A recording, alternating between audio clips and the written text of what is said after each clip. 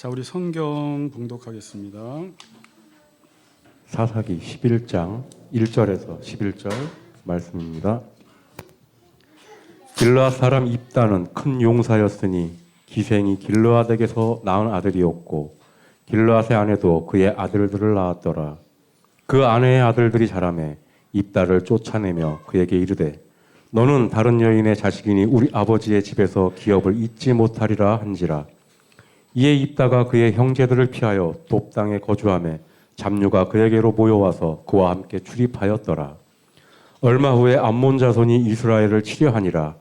암몬 자손이 이스라엘을 치려할 때에 길르앗 장로들이 입다를 데려오려고 돕당에 가서 입다에게 이르되 우리가 암몬 자손과 싸우려 하니 당신은 와서 우리의 장관이 되라 하니 입다가 길르앗 장로들에게 이르되 너희가 전에 나를 미워하여 내 아버지 집에서 쫓아내지 아니하였느냐? 이제 너희가 환난을 당하였다고 어찌하여 내게 왔느냐 하니라. 그러므로 길르앗 장로들이 입다에게 이르되 이제 우리가 당신을 찾아온 것은 우리와 함께 가서 암몬 자손과 싸우게 하려 함이니 우리 길르앗 모든 주민의 머리가 되리라 하매 입다가 길르앗 장로들에게 이르되 너희가 나를 데리고 고향으로 돌아가서 암몬 자손과 싸우게 할 때에 만일 여호와께서 그들을 내게 넘겨주시면 내가 과연 너희의 머리가 되겠느냐 하니 길르앗 장로들이 입다에게 이르되 여호와는 우리 사이의 증인이시니 당신의 말대로 우리가 그렇게 행하리이다 하니라. 이에 입다가 길르앗 장로들과 함께 가니 백성이 그를 자기들의 머리와 장관을 삼은지라. 입다가 미스바에서 자기의 말을 다 여호와 앞에 아뢰니라. 아멘. 네, 감사합니다. 오늘은 신앙의 수준이라는 제목을 가지고 말씀을 나누겠습니다. 또 하나님께서 수많은 사람 중에 우리를 이렇게 불러 모아 주셨는데 옆에 있는 분들이 남다른 분들입니다. 같이 인사합시다. 우리 하나님만 예배합시다. 이렇게 인사합시다. 네, 예배합시다. 네. 하나님만 예배합시다. 미나도. 네. 여러분 사사기서를 저도 보는 게 그렇게 쉽지만은 않아요. 왜냐하면 계속 우리의 내면을 봐야 되는 문제라 이게 쉽지만은 않은데 여러분들이 이번 기회를 통하여 우리 교회를 좀 진단하시고 한국 교회를 진단하시고 또 같이 걷는 교회와 여러분 개인을 말씀을 통하여 잘 진단하시면 또 하나님이 치료의 방법도 여러분들에게 주실 거예요. 우리가 잘 못 살고 있는데 의사가 무조건 괜찮습니다라고 한다고 해서 절대 좋은 게 아니라 아픈 부분들은 치료해야 되고 도려내야 되고 수술을 해야 되니까 이번 기회를 통해서 우리의 잘못된 동기들, 하나님을 향하여 그 삐뚤어진 마음들을 우리가 다 바로 잡는 그러한 시간으로 여러분들이 사사기서를 잘 읽고 듣고 묵상했으면 좋겠습니다.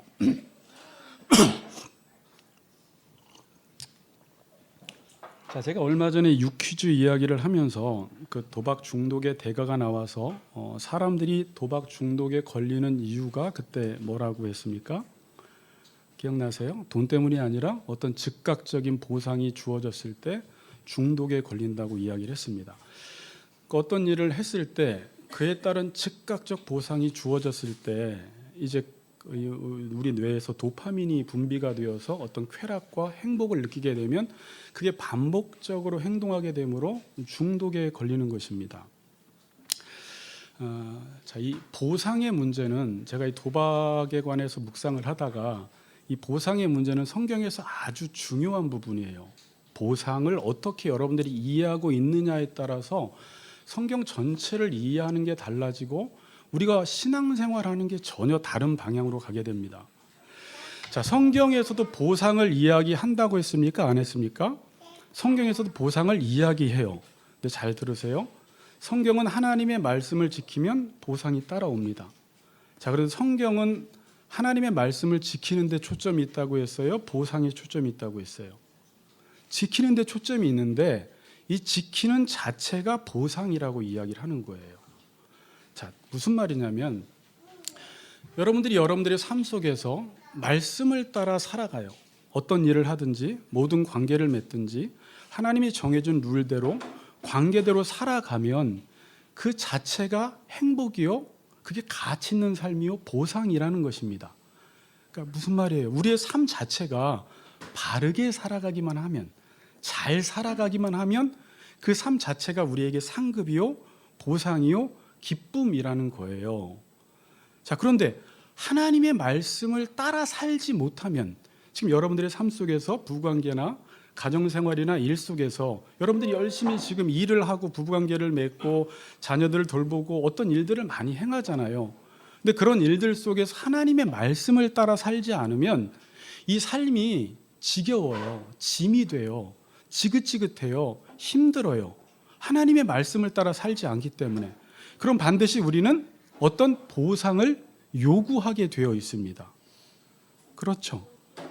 자, 심리학에서 어떤 아이들은 보상을 줄 때만 행동하는 아이들이 있습니다. 자, 그래서 엄마들이 지금 이렇게 아이들을 키울 때 보상을 주는 것들을 잘해야 돼요. 그러니까 보상이라는 것은 아이들이 행동하게끔 만드는 것입니다. 야, 너 공부하면 엄마가 뭐 줄게. 너 청소하면 뭐 줄게. 너 운동하면 뭐 줄게라고 하면 아이들은 그 줄게라는 것 때문에 그걸 해요, 안 해요? 해요. 청소도 하고 공부도 하고 뭐 운동도 합니다. 그런데 보상을 줘야지만 행동하는 아이들은 어떻게 돼요? 보상이 주어지지 않을 때는 하지를 않는 거예요. 그럼 보상이 줄 때만 그 일들을 행하는 것이죠. 그래서 심리학자들은 어떤 용어를 쓰냐면 저 이 용어가 되게 중요하다고 보는데 내적인 보상을 주라는 것입니다. 어떤 보상이요? 내적인 보상. 그러니까 야, 너 공부하면은 엄마가 얼마 줄게라고 하면 이 아이는 얼마 줄게 때문에 공부를 합니다. 그럼 얼마를 안 주면 공부를 안 하죠. 그럼 내적인 보상을 주라는 것은 공부를 했을 때 너한테 이로운 게 뭔지, 그 가치가 뭔지 그걸 알려주라는 거예요. 그래서 그 가치를 알고 스스로 공부를 할 수 있게 만들으라는 거예요. 청소를 하면 엄마가 500원을 줄게 그렇게도 말하지만 나중에 어느 정도 성장을 하면 청소를 했을 때 얼마나 방이 깨끗해지고 개운해지고 그게 너한테 얼마나 유익한지를 알려주어서 그 청소를 하게 만들라는 거예요. 야, 너 남들을 도와주면 얼마를 줄게. 그럼 남들을 얼마 받으려고 남들을 도와주는 경우가 있어요. 그런데 남들을 도와줄 때 그 도움을 받는 사람이 행복해하는 모습을 보면서 또 내 마음이 뿌듯한 걸 보면서 아, 내가 꼭 보상을 받지 않아도 이 내적 보상으로 충분히 보상이 됐구나라는 것이죠. 그렇죠. 그런데 우리가 행하는 일에 대한 가치를 알지 못하면 반드시 어떤 보상을 요구한다라는 것입니다. 자, 이게 이제 우리가 신앙생활에 적용을 해볼 때 어떤 분들은 교회 안에서 어떤 분들은 뭘 줘야지만 보상을 줘야지만 인정을 해야지만 칭찬을 주어야지만 예배를 드리고 뭐 찬양대를 하고 봉사를 하고 교사를 하는 분들이 있어요. 그럼 만약에 그분들은 보상을 줄 때는 그 일들을 행하지만 보상이 없을 때는 그 일들을 안 행한다라는 건 뭐예요? 그 내적인 보상, 예배가 왜 좋은지, 기도하는 게 뭐가 좋은지, 속으로 공동체 하는 게 왜 좋은지에 대한 가치를 알지 못하면 이 사람들은 보상을 줄 때는 그 일들을 행하지만 그 내적인 보상, 그 가치를 알지 못하기 때문에 그 일들을 스스로 행하지 못한다라는 것이에요. 그러니까 보상을 준다라는 것은요, 한편으로는 그 사람의 행동을 강화시키는 방면에서 좋기도 하지만 계속 보상을 주면 안 돼요. 여러분의 일상의 삶도 마찬가지예요. 아까 말대로 여러분 우리의 일상의 삶은 하나님이 우리에게 주는 삶은 특별한 삶이 없어요. 그냥 우리가 매일매일 자연 속에서 살아가고 사람을 만나면서 살아가고 우리에게 맡겨진 일들을 감당하고 또 결혼하면 부부 생활하고 자녀들을 돌보고 늘 반복되는 삶이에요. 그렇죠. 특별한 삶이 없는데 하나님이 말씀하시는 건 뭐냐면 이거를 다 하면 어떤 보상을 준다기보다 성경이 말하는 것은 상태적인 복이거든요. 그러니까 그 안에서 잘 살아야 돼요.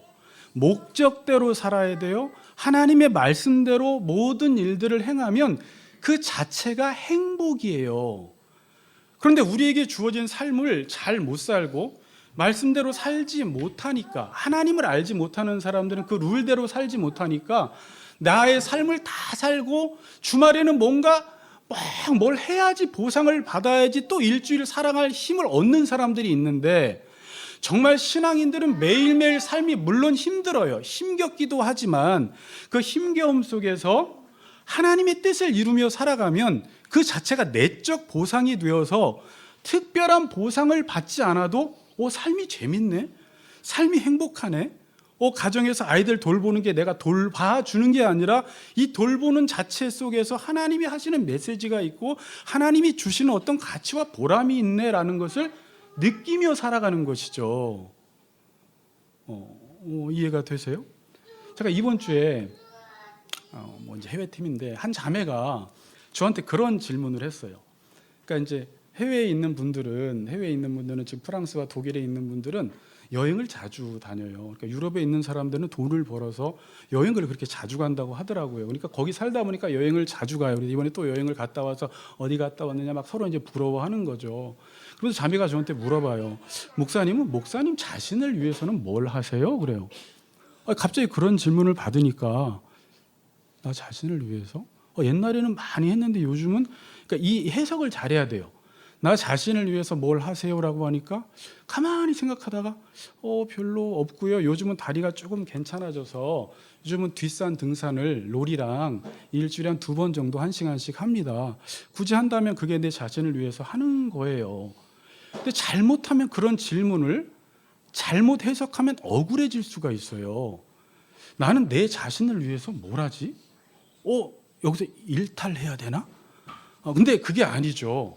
그냥 지금 예전엔 제가 그렇지 않았지만 이걸 배워나가면서 그냥 가정에서 우리 아이들을 돌보고 아이들을 섬기고 밥을 같이 아내랑 차려주고 섬기고 또 아이들 뒤치다거리를 하고 또 우리 로리도 산책시키고 우리 성도들을 돌보고 하는 그 모든 일들이 이게 어떤 보상을 받기 위해서 하는 게 아니라 그 안에서 늘 하나님과 동행하며 이 일들을 해나가면 물론 힘들고 버거운 게 있어요. 여기서 성숙이 일어나기 때문에 그게 그냥 막 행복해 이러면서 막 밥 차리고 행복해 이러면서 막 설거지하고 그러진 않아요. 그러나 이게 어떤 의미인지 알고 행하면 그냥 이 삶 자체가 너무 좋구나. 그냥 자연을 즐기는 것도 좋고 산책하는 것도 좋고 아이들 열심히 뒷바라지에도 저 아이들이 잘 자라가는 것 보면 그걸로 행복하고 서로 간에 사랑하고 서로 간에 섬기면서 이게 하나님이 원하시는 삶이구나. 이게 내적 보상을 받고 있는 것이죠. 그렇게 되면 여기서 행복을 100% 느껴버리면 어떤 행복, 어떤 보상을 그렇게 특별히 바라질 않아요. 그러니까 보상을 바라지 않는다기보다 물론 보상이 있으면 좋지만 그냥도 살아갈 수가 있는 것입니다. 이게 성경이 상태적 복이라고 우리에게 이야기를 하는 거예요.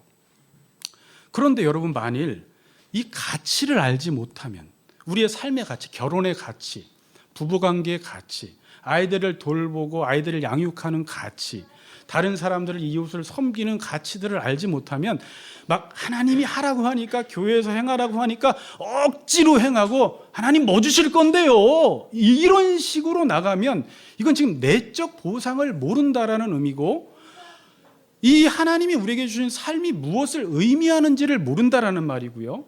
이걸 모른다라는 말은 뭐냐면 하나님을 모른다라는 말이에요. 그러니까 내적 보상이라는 것은 하나님을 알아야지만이 그 내적 보상의 가치를 알 수가 있는 거예요.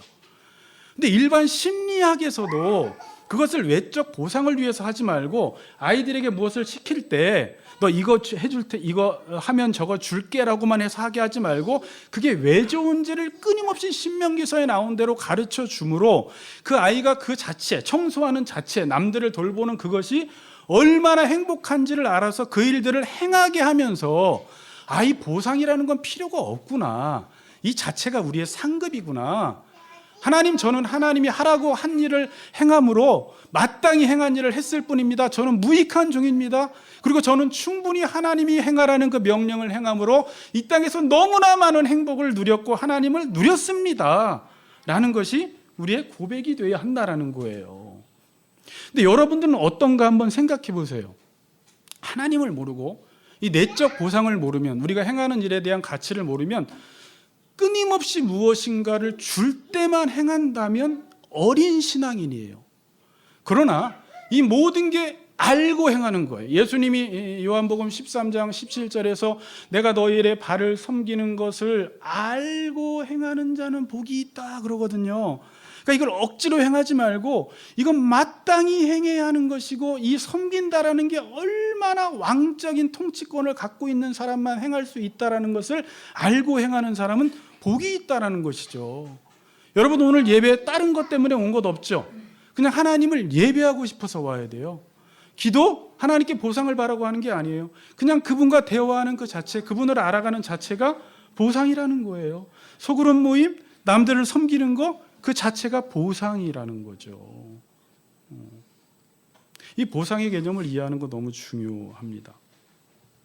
이것이 진정한 싸움이라는 거예요. 잘 들으세요. 목사님이 사사기서 하는데 왜 이 얘기를 왜가 아니라, 여러분들이 어떤 싸움을 해야 하냐면, 우리가 신앙생활을 잘할 때 어디에 신경을 써야 할까요? 내적 보상에 신경을 써야 돼요? 외적 보상에 신경을 써야 돼요? 내적 보상에 신경을 써야 돼요. 그러니까 무슨 일을 하든지 그 일을 수단화시키지 말고, 수단화시키면 이거 하면 보상 뭐 줄 거예요 라고 해서 우리가 살아가는 모든 삶을 수단화시켜버리고, 우리가 행하고 있는 모든 일을 수단화시켜버립니다. 그런 문제가 있는 거예요. 그럼 영적 싸움은 뭐냐면, 지금 사사기서에서 전쟁을 하는 건 뭐냐면, 내가 일을 할 때는 그 일을 위한 목적으로 하고, 사람을 만날 때는 그 사람을 목적으로 해서 만나는 싸움을 내적으로 행하라는 것입니다. 그래서 여러분들이 일을 할 때는 일을 위해서, 사람을 만날 때는 그 사람을 위해서 만나면 그 자체가 내적 보상이 되어서, 이게 하나님 말씀대로 살았더니 이게 진짜 행복하구나, 어떤 보상을 받지 않아도 이 자체가 상태적 복이구나라는 것을 깨닫는다는 것입니다. 어떤 싸움을 하라는 거예요? 매일매일 그 싸움을 하라는 거예요. 지금 나가자마자 누구를 만날 때나, 어떤 일을 할 때나, 예배를 드릴 때나, 기도를 할 때나, 소그룹 모임을 할 때나 그 싸움을 하라는 거예요. 아멘? 네, 그게 싸움이에요. 자, 오늘 본문 11장 1절에서 11절까지 읽었는데, 자, 1절에서 3절은 지금 입다를 소개하고 있고요.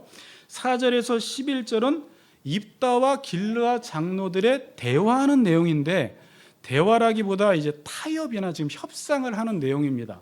그러니까 1절에서 3절은 뭐요? 입다를 소개하고, 4절부터 11절은 길르앗 장로들과 지금 입다가 서로 타협하는 내용입니다. 대화하는 내용입니다. 자, 1절에서 입다를 이렇게 소개합니다. 같이 읽어보겠습니다. 시작.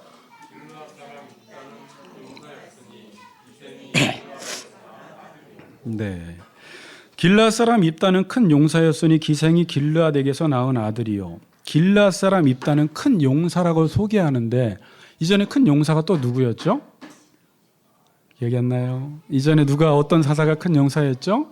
기드온이 큰 용사였죠. 그런데 그 큰 용사랑은 조금 개념이 다른 큰 용사입니다. 뒤에서 설명을 드리도록 하겠습니다. 그리고 입다를 소개하기를 길르앗에게서, 기생이 길르앗에게서 낳은 아들이라고 하는데, 이 기생이라는 말은 원어에서 보니까 창녀예요. 매춘부입니다. 그러니까 자기 아버지가 지금 길르앗인데, 길르앗이 매춘부를 통해서 낳은 아들이 누구예요? 입다라는 거예요. 그러니까 여러분, 여기서 이제 길르앗 지방이 나오고, 이건 지명이고, 길르앗이라는 또 인명이 나오는데, 그 길르앗은 누구냐면 입다의 아버지입니다. 그 아버지가 기생에게서 낳은 아들이 입다입니다. 자, 2절 보세요. 길르앗의 아내도, 그러니까 또 이제 기생 말고 아내가 있었다는 것이죠. 본처가 있는데 그 아내도 그의 아들들을 낳았더라. 그 아내의 아들들이 자라매 입다를 쫓아내며 그에게 이르되 너는 다른 여자의 자식이니 우리 아버지 집에서 기업을 잊지 못하리라 한지라. 이에 입다가 그의 형제들을 피하여 돕당에 거주하며 잡류가 그에게로 모여와서 그와 함께 출입하였더라. 그러니까 길르앗의 본처도 아들들을 낳았어요. 한 명이 아니라 몇 명인지 모르겠지만 여러 명입니다. 근데 그의 아들들이 자라서 입다를 쫓아냈습니다. 왜 쫓아냈어요? 이 적자가 지금 서자를 쫓아내는 거예요. 왜냐하면 기업을 잊지 못하게 하기 위해서. 자신들에게 기업이 많이 분배돼야 되는데 그 입다에게 기업이 돌아가면 자신들에게 돌아갈 기업이 줄어들 것이라고 생각해서 이 입다를 쫓아내 버린 것입니다. 그래서 입다가 쫓겨나서 어디로 갔다고 나와 있어요? 입다가 그의 형제들을 피하여 돕 땅에 거주하며 잡류가 그에게로 모여와서 그와 함께 출입하였더라. 돕 땅을 찾아봤더니 이 학자들이 돕 땅을 정확히 알 수가 없는데요. 그냥 여러분들이 팔레스타인을 그렸을 때 요단강 동편의 북동쪽 어디에 있을 것이다라고 지금 추측만 하고 있습니다.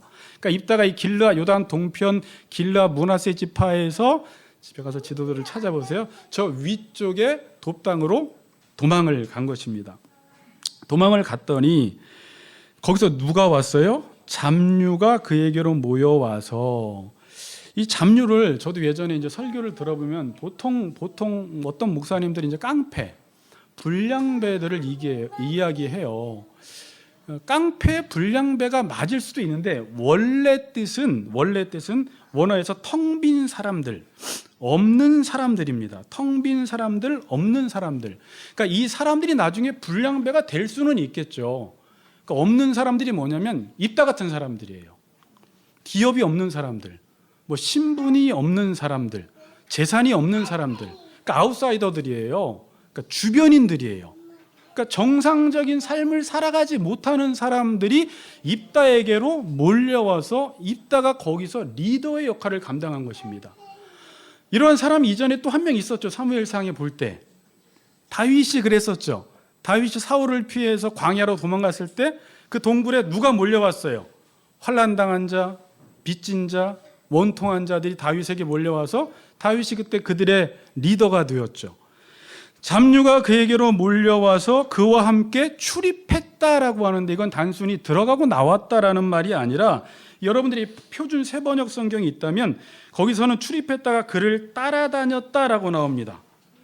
근데 이 따라다녔다라는 이 단어를 학자들이 그 용례를 근거하여서 사용했던 그 단어의 용례들을 보니까 이게 약탈하러 다녔다라는 뜻이라는 거예요. 그래서 공동번역이나 영어 성경 번역본 중에 그를 따라 약탈하러 다녔다라는 의미로 번역을 하고 있습니다. 그러니까 대충 추측을 할 수가 있겠죠. 입다가 지금 자기의 형제들로부터 쫓겨나서 돕 땅에 갔는데, 입다라는 인물을 여기서나 뒤에서 보면은 좀 탁월한 인물이에요. 큰 용사였어요. 큰 용사라는 말은 기도원과 좀 다른 차원에서, 기도원은 소심하고 두려움이 많았는데 하나님이 함께 하시니까 너는 큰 용사야 라고 한 것이고, 실제적으로 입다는 덩치도 그렇고 용맹도 있었고 힘도 있었어요. 그리고 뒤에 여러분들이 보시면 알지만 암몬 왕하고 대화하는 내용이 다음 주 12절부터 나오는데, 입다가 상당히 똑똑해요. 이 이스라엘 역사를 꿰뚫고 있어요. 입다가 기생의 아들인데도 불구하고 역사만 꿰뚫는 것이 아니라 그 역사에 대한 신학적인 해석까지 해버립니다.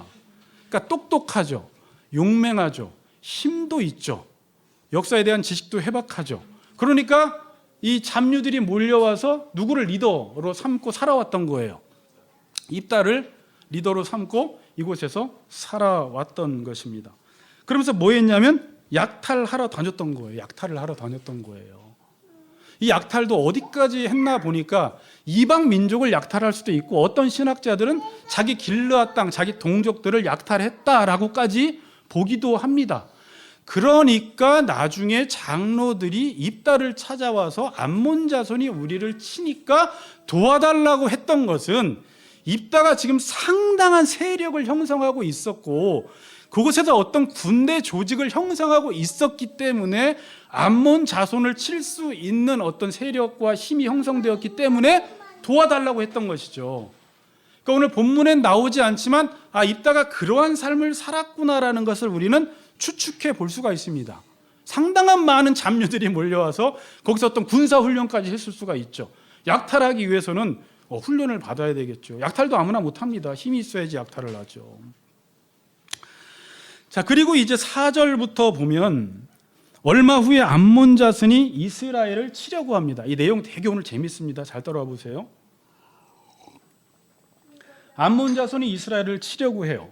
그럼 원래 이스라엘 백성들이 어떻게 해야 돼요? 이방 민족이 쳐들어왔을 때는, 여호수아 때로 돌아가면요, 여러분이 이 본문을 볼 때, 좀 조그맣게, 이 본문을 볼 때 원래 하나님의 백성이 어떻게 살아야 하는지를 기본으로 해서 오늘 본문을 봐야 돼요. 이 본문을 보면서 문제의식을 계속 느끼면서 본문을 봐야 돼요. 원래는 암몬 족속이 쳐들어오면 원래 하나님의 백성은 이전에 어떻게 했어요? 여호와를 찾고 여호와의 말씀대로 살아갈 때 하나님께서 암몬을 치셨어요. 아니면 사사기 이전까지만 해도 이방 민족이 쳐들어왔을 때 하나님께 부르짖으면 하나님이 이방 민족을 쳐 주셨어요. 그런데 지금은 그렇지가 않아. 영적으로 지금 되게 어두워져 있는 거예요. 그래, 이전에 그런 제안을 한번 했었어요. 나가서 싸우면 길르앗의 머리가 되게 해주겠다. 10장 18절에 누구든지 암몬 자손을 치는 자는 길르앗의 머리가 되게 해준다고 했는데 나왔어요, 안 나왔어요? 용사들이 아무도 안 나왔던 거예요. 그런데 지금 암몬 자손이 지금 그때의 암몬 자손이 이스라엘을 치려고 합니다. 그러니까 지금 당황해요. 이러고 있다가는 지금 당하게 생겼어요. 그때 생각한 게 누구예요? 이제 입다를 생각한 겁니다. 그래서 5절 봅시다. 암몬 자손이 이스라엘을 치려 할 때 길르앗 장로들이 입다를 데려오려고 어디 돕당으로 간 것입니다. 왜?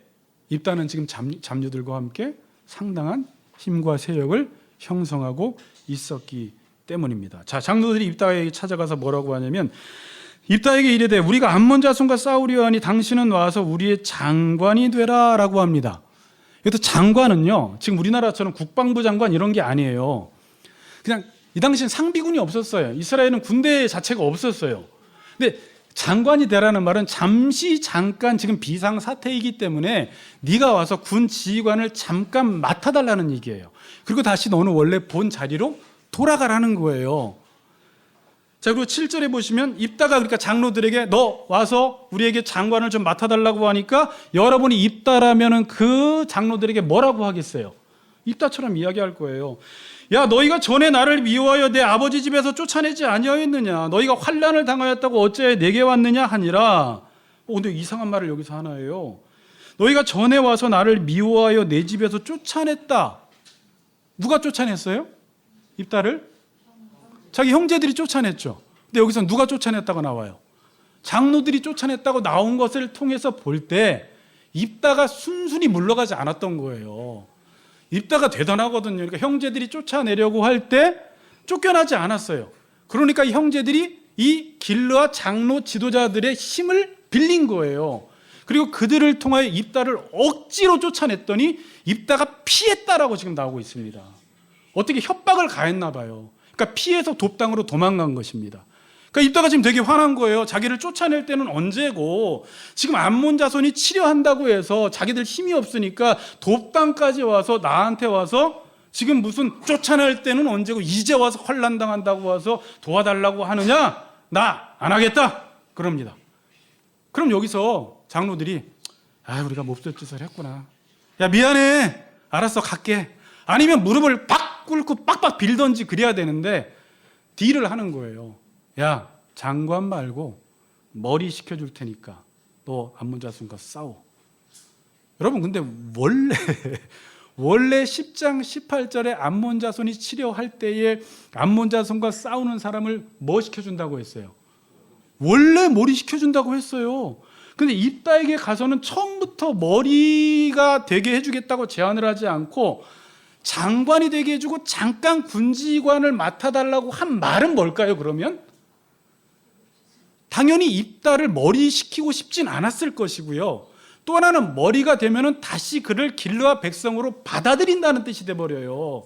근데 입다는 지금 마음에 안 드는 거예요. 자기들이 그렇게 쫓아냈는데 다시 백성으로 받아들이고 싶은 마음은 없는데 장관하라고 하니까 입다가 세게 나오는 거예요. 세게 나오니까 안 되겠다 싶어서 지금 뭐예요? 그럼 머리 시켜줄게 라고 지금 말을 하는 것입니다.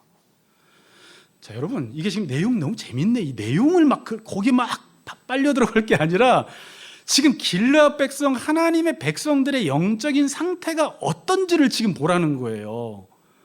원래 이 가나안 땅에 들어가서 이방 민족들이 칠 때는 하나님께 부르짖어야 돼요.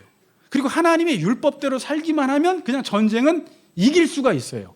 근데 너희가 알아서 전쟁해봐라고 했더니 이기지도 싸우지도 못하고 이기지도 못하고 지금 비굴하게 입다한테 가서 입다한테 지금 도와달라고 하고 있습니다.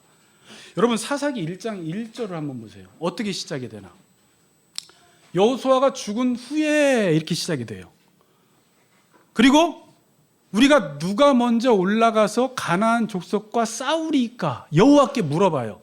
그러니까 가나안 족속이 앞에 있을 때 그때는 하나님 여호와여, 우리가 누가 먼저 올라가서 가나안 족속과 싸워야 합니까? 라고 해서 위기 상황 속에서 하나님을 찾았고 하나님을 기억했고 하나님께서 이 모든 전쟁을 이기신다라는 믿음이 있었는데 1장 1절부터 시간이 점점 흐르면서 처음에는 위기 상황 속에서 물론 하나님을 이용했지만 하나님께 부르짖었을 때 하나님이 구해줬죠. 근데 지금은 하나님께 부르짖지도 않고 하나님이 생각나지도 않고 자기 스스로 힘과 어떤 세력으로만 이 전쟁을 지금 이겨보려고 하는 거예요. 이들이 지금 이렇게 영적 상태가 바뀐 거예요. 조금만 적용한다면 여러분들도 마찬가지예요. 죄송한데 집사님 그때 뭐 그런 얘기도 한 번 했었어요? 자녀가 어려움을 당할 때 내가 왜 기도를 안 했지? 그때 그런 이야기를 했잖아요. 그러니까 우리가 그래요. 삶이 막 어려우면 당연히 옛날에는 하나님을 찾았고 하나님의 말씀대로 살았으면 하나님이 우리의 문제를 해결하는 방식으로 너무 잘 살아오다가 어느새 우리가 시간이 흘러가면서 하나님에 대한 지식이 희미해지고 하나님을 모르면서 어느 순간부터는 문제가 있는데 기도도 안 해. 기도만 안 하는 게 아니라 그 다음부터는 그냥 사람들을 찾아다녀.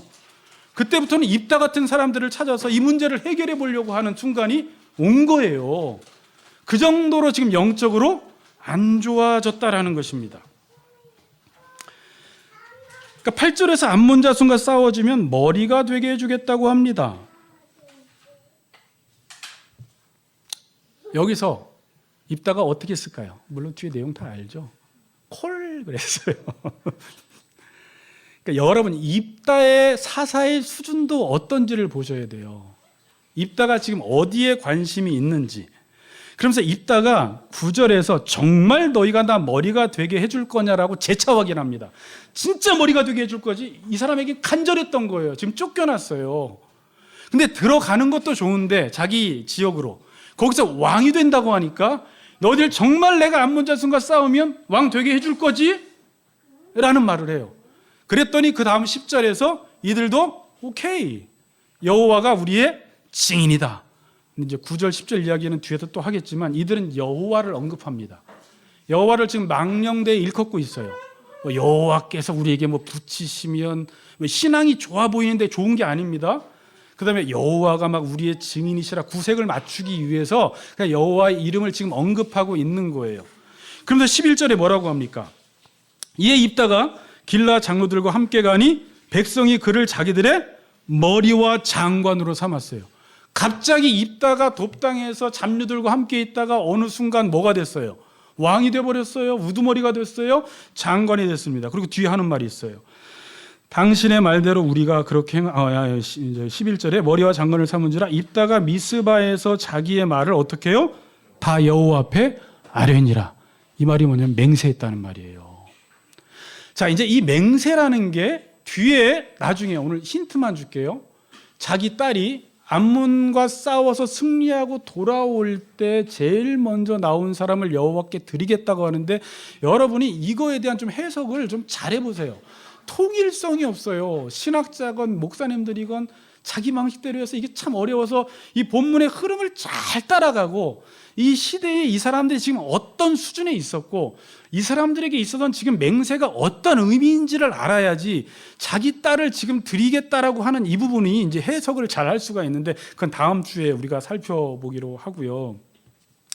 어쨌든 여기서 확실하지? 나 머리 식혀줄 거지? 여호와가 우리의 증인이야?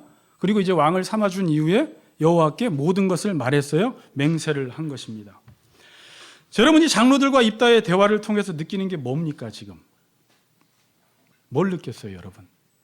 제가 이제 쭉 설교를 했으니까 느끼는 게 없다가 생겨야 돼요. 지금 보니까 장로들의 온통 관심은 어디 있어요? 그러니까 입다에게도 있지 않고요. 머리, 장관 이런 데 있지도 않아요. 그러니까 누가 돼도 상관이 없어요 이거는요.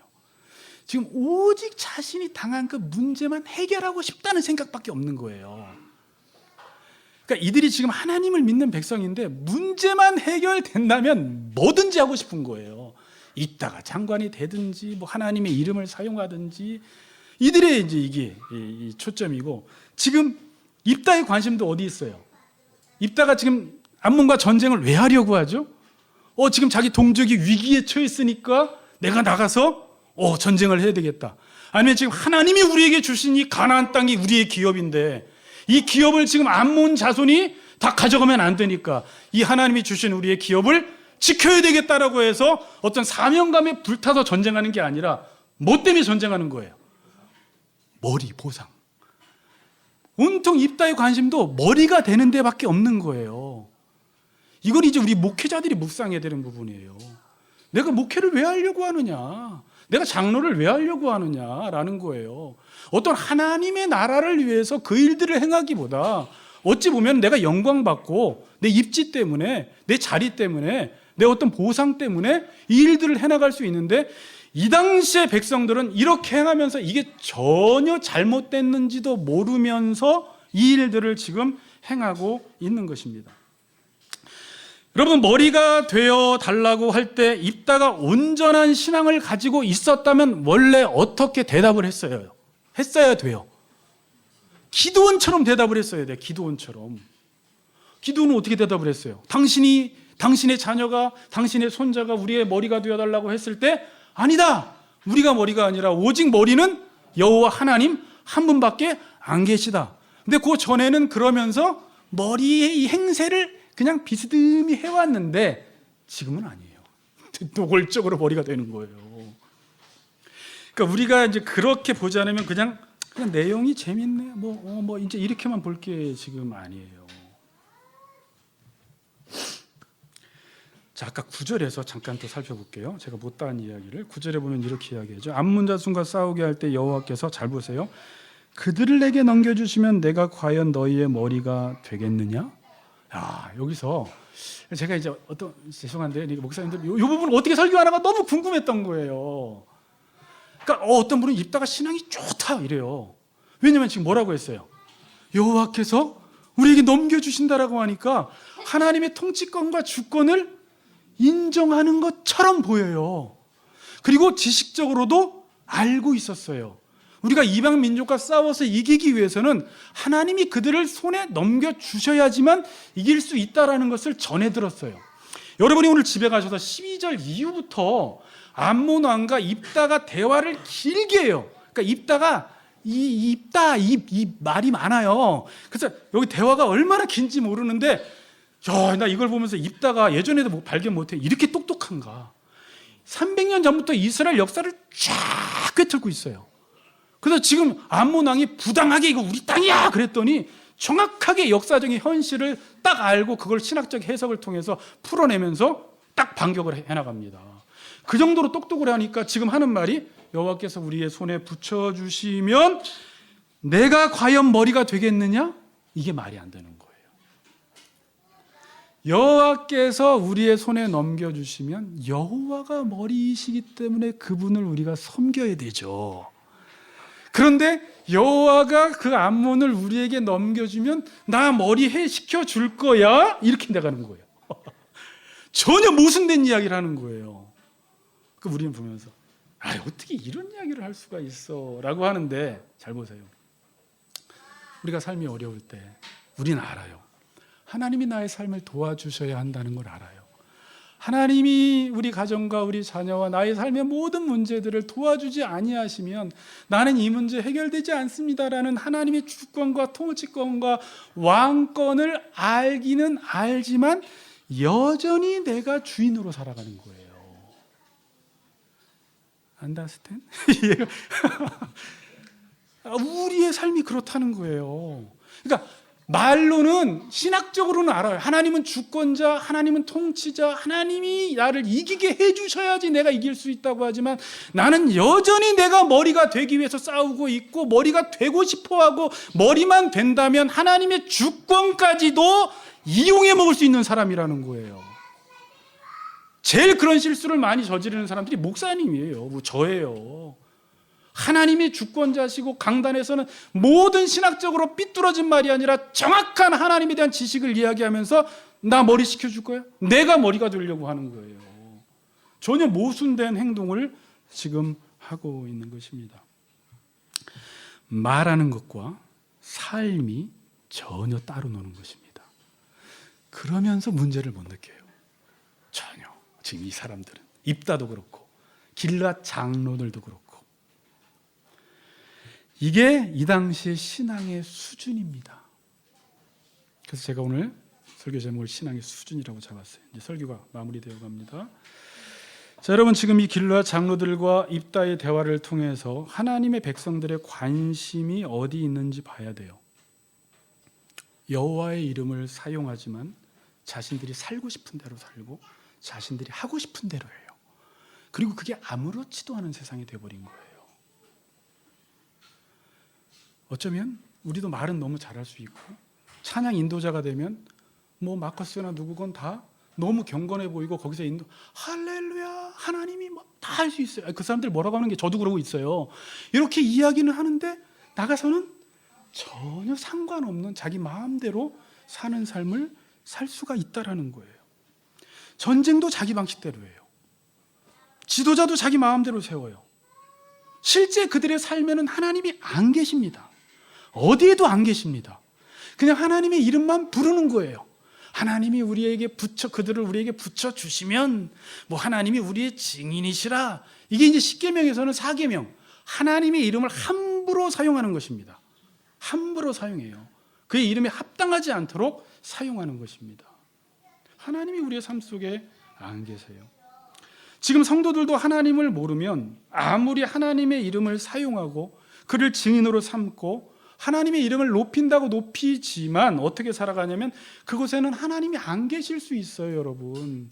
이게 우리 예배 가운데, 이게 한국교회 예배 가운데 하나님의 이름은 막 사용해요. 인도하시는 하나님, 창조주 하나님, 구원의 하나님, 모든 것들을 책임지시는 하나님 다 이야기하지만 삶은 전혀 다르게 살아간다는 거예요. 그래서 그곳에 하나님이 안 계세요. 어쩌면 저는 이 시대 이 시점이 기도원 때 시점인가?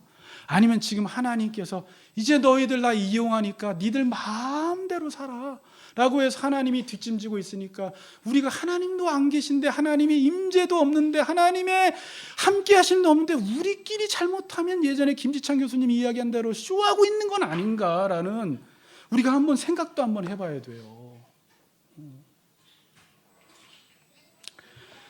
여러분 재미있는 것은 뭐냐면 10장의 하나님과 이스라엘 백성들의 관계와 지금 이 11장에서 길앗 장로들과 입다와의 관계가 너무 유사해요. 무슨 말하는지 알겠어요? 10장이 어땠어요? 이스라엘 백성들은 일곱 신을 다 섬겼죠. 그리고 여호와를 버렸죠. 그리고 아쉬울 때는 하나님께 찾아가서 하나님께 도와달라고 하죠. 그러니까 하나님이 너희들 다 버릴 때는 언제고 지금 찾아와서 도와달라고 해. 네가 섬기는 신에게 찾아가. 이렇게 했죠. 근데 지금 똑같이 오늘 11장에 보니까 길앗 장로들과 입다와의 관계가 어때요? 입다가 뭐라고 해요? 너희들 나 버릴 때는 언제고 이제 아쉽다고 와서 나 이용하려고 하냐? 안 해. 근데 입다는 또 어때요? 입다도 자기가 머리 되기 위해서 하나님을 이용하고 모든 지도자와 백성들과 길앗 백성들과 이스라엘 백성들이 모두 다 하나님에게는 관심이 없고 이용만 하는 거야. 이용만. 하나님도 이용하고 지도자도 이용하고 모든 것들을 수단화시키는. 그러나 말로는 여호와께서 우리에게 붙이시면 여호와가 우리의 증인이시다. 그리고 뒤에 보면 여호와에 대한 지식이 해박해요. 해박해요. 근데 하나님은 지금 역사하지 않으세요. 오늘 너무 중요한 말씀이에요. 너무나 유사해요. 이스라엘 백성들이나 길앗 장로들이나 입다나 이들의 관심은 하나님이 아닙니다. 하나님에게 관심이 없습니다. 지금 당장 자신의 문제만 해결되면 되는 것이고 내 필요만 채우면 되는 거예요. 그 목사가 어떤 목사든지 간에 하나님이 어떤 하나님인지 상관없어. 오늘 내 문제만 해결해 달라는 거예요. 오늘 내 필요만 채워달라는 거예요. 뭐든지 하겠다라는 거예요. 그러면 그래서 하나님을 이용하고 지도자를 이용하고 다 이용만 하는 시대. 이게 아까 보상의 그 문제입니다. 제가 앞에서 이야기했던 일반 심리학자들이 하는 그 이야기예요. 자꾸 아이들에게 너 이거 하면 공부하면 뭐 줄게, 뭐 하면 예배 드리면 뭐 줄게, 이런 식으로만 해서 움직이게 하면 안 되고 그 가치를 알려주라고 하는 거죠. 내적 보상을 주라는 거죠. 왜 예배가 좋은지, 왜 기도가 좋은지, 왜 남을 섬겨야 하는지, 왜 소그룹 모임을 해야 하는지 이 가치를 알려줘서 스스로 그것을 행할 수 있도록 그 내적 보상을 받는 방법을 가르쳐 주라는 것이었습니다. 결론을 맺겠습니다. 여러분, 길르앗 백성들처럼 살아가는 사람들에게 이들에게 하나님은 어떤 존재일까요? 이들에게 하나님은 어떤 의미일까요? 지금 여러분들을 이따 질문해 보고 싶어요. 여러분들에게 하나님은 어떤 의미세요? 하나님을 위해서 하나님을 찾습니까? 하나님과의 관계를 위해서 하나님과의 관계를 맺습니까? 아니면 다른 동기로 하나님과의 관계를 맺습니까? 여러분, 정말 하나님을 즐기십니까? 정말 하나님을 기뻐하십니까? 하나님을 즐거워하십니까? 아니면 뭐 때문에 예배드리고 뭐 때문에 기도하고 뭐 때문에 즐거워하는 척합니까? 하나님을 모르면 그렇게 할 수가 없습니다. 하나님을 모르면. 내적 보상이라는 말 쉬운 말 아닙니다. 하나님을 안다라는 건 아까 아이들이 왜 청소를 해야 되는지, 왜 공부를 해야 되는지, 왜 사랑을 해야 되는지, 왜 직장에서 저렇게 일해야 되는지 그걸 아는 것과 하나님을 아는 게 같이 가는 거예요. 하나님을 안다라는 게 그렇게 중요한 거예요. 그래서 많은 사람들이 하나님을 찾을 때는 언제 찾아? 그렇죠. 그래서 우리가 넌 이때만 하나님을 찾냐? 평상시 때 하나님을 좀 찾아. 아쉬울 때, 문제가 있을 때, 문제를 해결해야 될 때, 어떤 필요가 있을 때 이외에는 하나님을 찾지 못하는 영적으로 미숙한 성도들이 되었다라는 것입니다. 그러니까 하나님도 이용하고 지도자도 이용하고 모든 걸 수단화시키는 이 시대, 이 사사기 시대와 너무나 흡사한 것입니다. 제가 안타까운 건 교육자 생활을 하면서 사람들이 보상이 없으면 움직이질 않아요. 지금도 어떤 교회 일산에 뭐 지금도 예배당 나오면 3만 원 준다고 그러대요. 거기도 옛날에 그랬는데 아직까지 뭐 이번에 또 나왔대요. 그거 지금 하지 말라고 그랬더니 돈을 계속 주면서 성도들 오게 만드는 거예요. 그렇게 와서 뭐 합니까? 예배당 수 채워서. 많은 성도들이 보상이 없으면 움직이질 않아요. 보상이 없으면 어린 거예요. 한 집사님의 말대로 뭐가 있어야지 내가 이걸 하지. 아는 분이 그랬는데 내가 뭐가 있어야지 봉사를 하지. 뭐도 주지도 않는데. 그러면서 요즘은 반주자를 써도 돈을 줘야 되고 찬양 인도자를 써도 돈을 줘야 되고 그냥은 절대 안 하는 거예요. 왜? 그 사람들이 하나님을 예배한다는 게 무엇인지 모르고 이게 얼마나 큰 특권인지를 모르는 거예요. 그래서 교회에서는 그러면 안 되지만 자꾸 사람을 움직이게 하기 위해서 자꾸 보상을, 상급을 자꾸 주는 방식으로 하다 보면 이 성도들은 하나님을 찾는 것 같지만 하나님을 찾는 걸까요? 자기를 찾는 거예요. 자기 찾으러 가는 거예요. 질문 던지고 마치겠습니다. 여러분은 하나님을 찾으러 나오셨습니까? 오늘 자기를 찾으러 나오셨습니까? 하나님을 찾으시는 우리 성도님들 되시기를 주의 이름으로 축복합니다. 찬양합시다.